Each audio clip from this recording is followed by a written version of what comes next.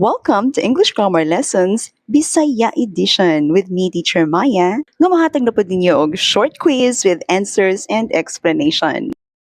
Sugdan na nato. Kaila ba kas porma sa lain-laing tenses sa verb? Take this quiz to find out. Unsay tense sa verb ani nga sentence?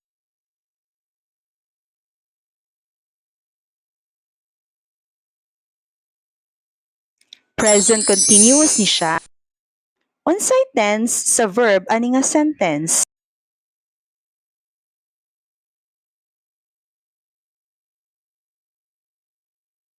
Usa ni ka past simple. Unsay tense sa verb ani nga sentence?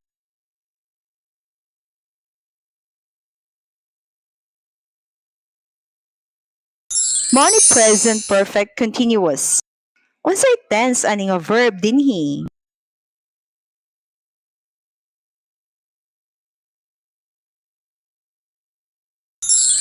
Usa ni ka present perfect simple. Unsay tense sa verb dinhi?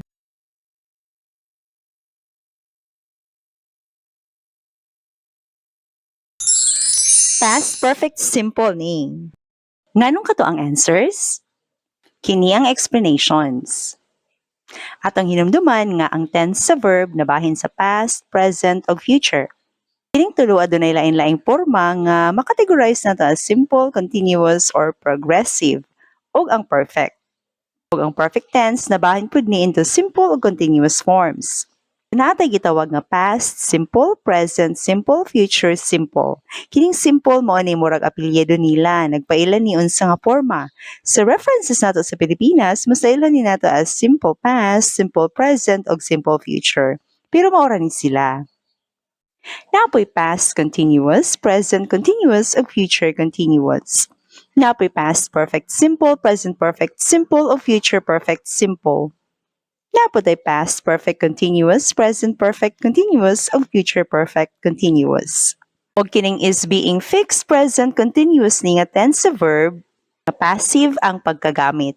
Ang pattern sa verb nga present continuous passive mao ning am, is, or are plus being plus past participle. Kung active pa ni, mao ni iyahang porma. Am, is, or are plus ing form sa verb. Pareha ng is fixing. Kung present simple pa ni, ingani ang porma sa verb nga fix, active man or passive. Kung present perfect simple pa ni, ingani ang porma sa verb nga fix, active man o passive. O kung present perfect simple pa ni, ingani ang porma sa verb nga fix, nga active o passive. Aron maka-answer ta ani nga item, atong hinumduman nga ang tense sa verb nabahin sa past, present o future. Kining tulo adunay lain-laing porma nga makategorize as simple, continuous or progressive o perfect nga pwede pong simple o continuous form. So naatay past simple, present simple o future simple. Napod tay past continuous, present continuous ug future continuous.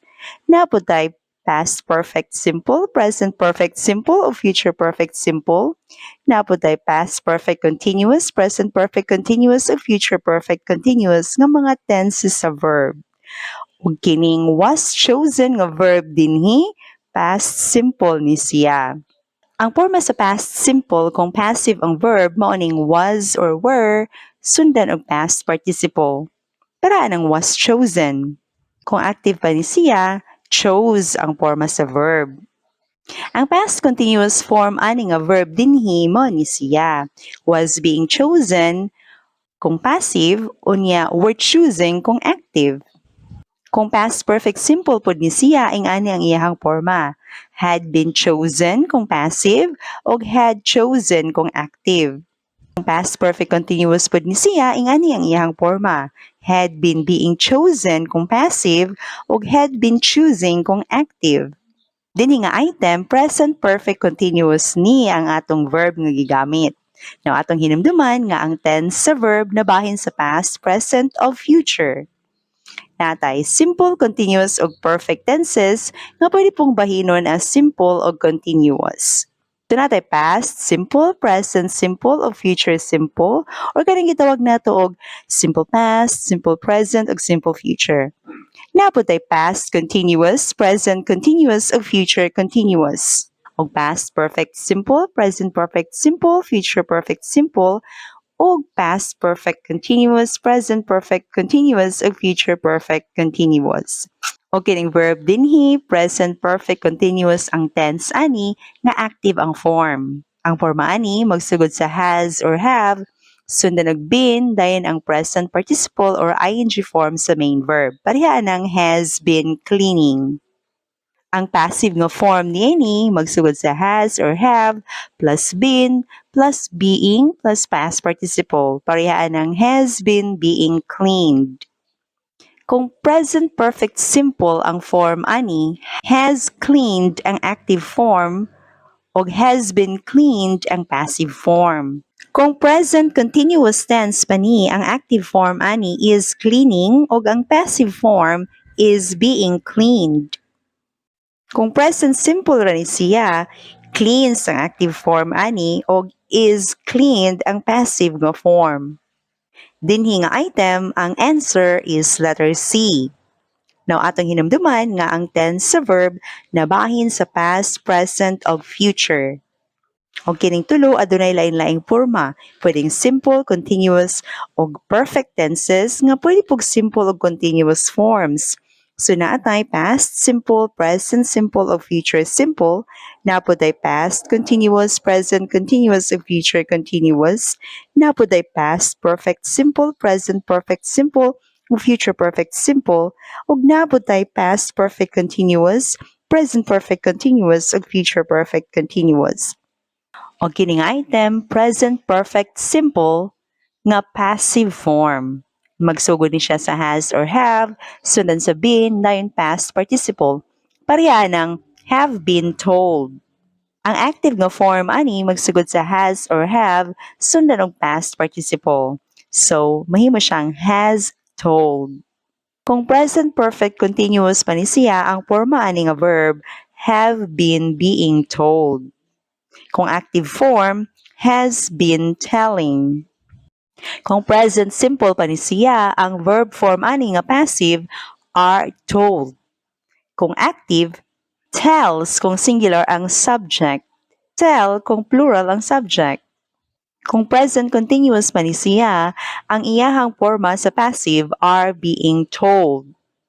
Ug ang iyahang active is telling kung singular ang subject.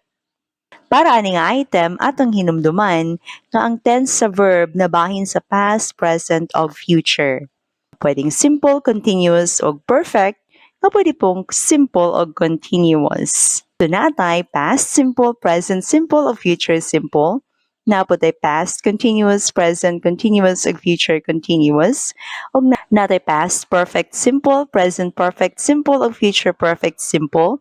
O natay past perfect continuous, present perfect continuous o future perfect continuous. So kani, past perfect simple ni siya, nga active ang form, magsugod sa had, sundan og past participle. Kung passive pa ni siya, magsugod ni sa had, sundan og been, dayon past participle. Mahimo ni siyang had been taken. Kung past perfect continuous pa ang form ani, had been taking siya. Kung active nga form, ang passive ini had been being taken. Kung past simple pa ni nga verb, took ang iyahang active form o was taken ang iyahang passive form. Kung past continuous pa ni siya nga verb, ang iyang active form was taking o ang iyang passive form was being taken. That's all for this video. Thank you so much for watching. Have an amazing day.